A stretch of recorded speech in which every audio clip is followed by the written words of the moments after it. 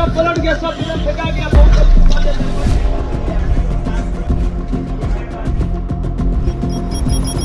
भ्रष्टाचार की ईंट और कमीशन का गारा, फिर देखिए कैसे ढहता है विकास का मीनारा।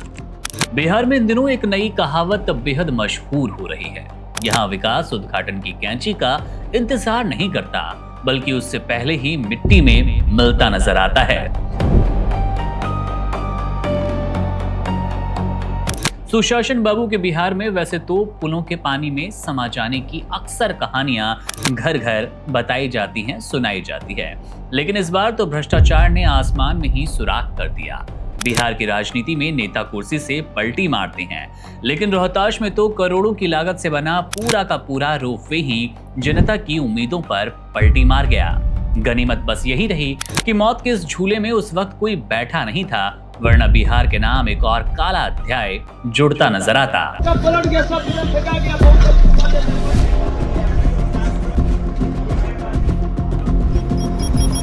पूरा मामला रोहतास के ऐतिहासिक रोहतासगढ़ किले का है, जहां कैमूर की पहाड़ियों पर पर्यटकों को ले जाने के लिए रोपवे बनाया गया। इंजीनियर मुख्यमंत्री नीतीश कुमार के राज्य में बड़े बड़े डिग्रीधारी इंजीनियरों और विशेषज्ञों की फौज खड़ी थी और रोपवे का फाइनल ट्रायल चल रहा था। जैसे ही अकबरपुर की ओर उस लोहे के कैबिन यानी कि डोले को ऊपर की तरफ रवाना किया गया, वैसे ही बिहार के सरकारी सिस्टम की असली मजबूती दुनिया के आगे आई।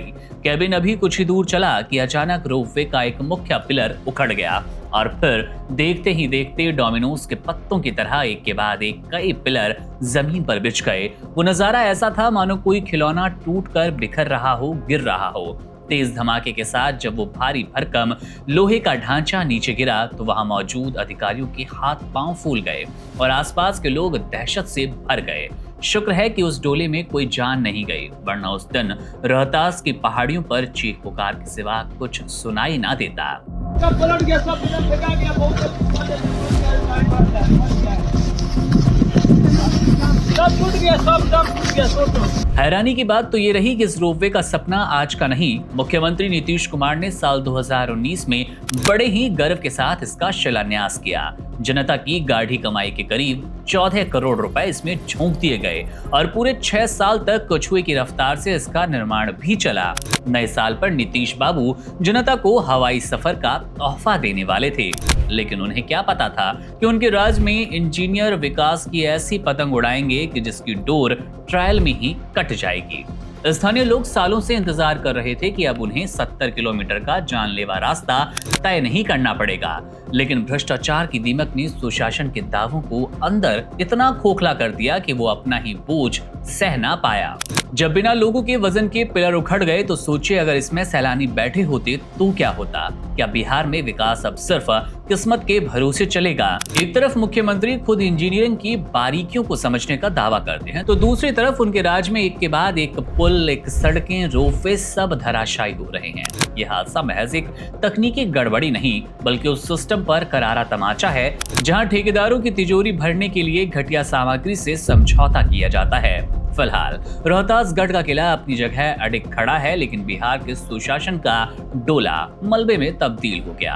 अब सवाल ये कि क्या हमेशा की तरह इस बार भी जांच के नाम पर खाना पूर्ति होगी या फिर उन सफेद पोशों पर कार्रवाई होगी जिन्होंने जनता के 14 करोड़ रुपए उनकी सुरक्षा को दांव पर लगा दिया। बहरहाल वायरल वीडियो पर आपकी क्या राय है? कमेंट बॉक्स आपके लिए है, अपनी टिप्पणी वहां जरूर कीजिएगा। मेरा नाम है मुकुंद, आप बने रहिए वन इंडिया के साथ। शुक्रिया। Subscribe to One India and never miss an update.